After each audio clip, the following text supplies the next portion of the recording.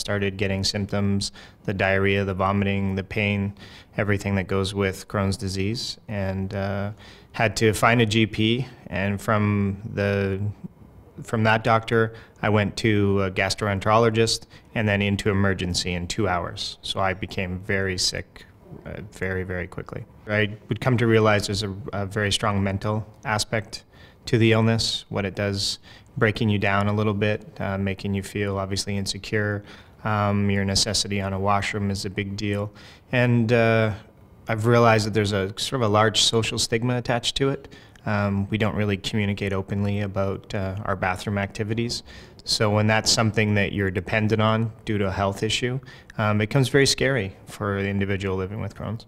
When I was first diagnosed, I felt like I was the only person in the world dealing with this, and that made it harder to overcome. So knowing you're not alone is a big deal, and knowing where to find people that are willing to help and support you.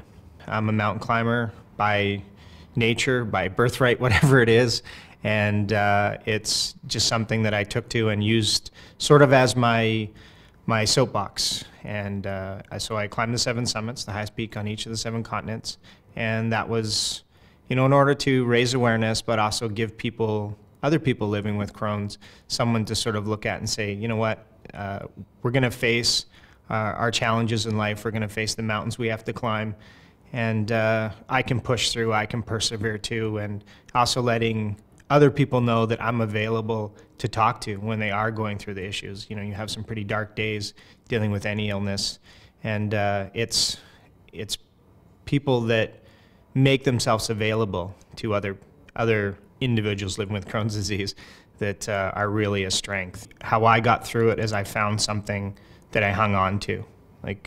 For me, it was climbing. That's what I hung on to going through the illness, what I could do when I had a good, healthy day. I got out and did something that I really enjoyed. And also know that there's some of us out there who have dealt with it. Reach out, get the help when you need it. Being very proactive in my own health as well. I have good relationships with my doctors, my specialists, and I think that helps me maintain a good, strong health, and knowing that I have the right people in my corner if I'm dealing with anything. The biggest achievement was me being well enough to show people like Clinton what they can become with their lives, and watching them grow and become phenomenal human beings and be willing to give back and reach their goals. And that having that ability to make that possible is an achievement that has just been astounding in my life, and I'm just so thankful for that.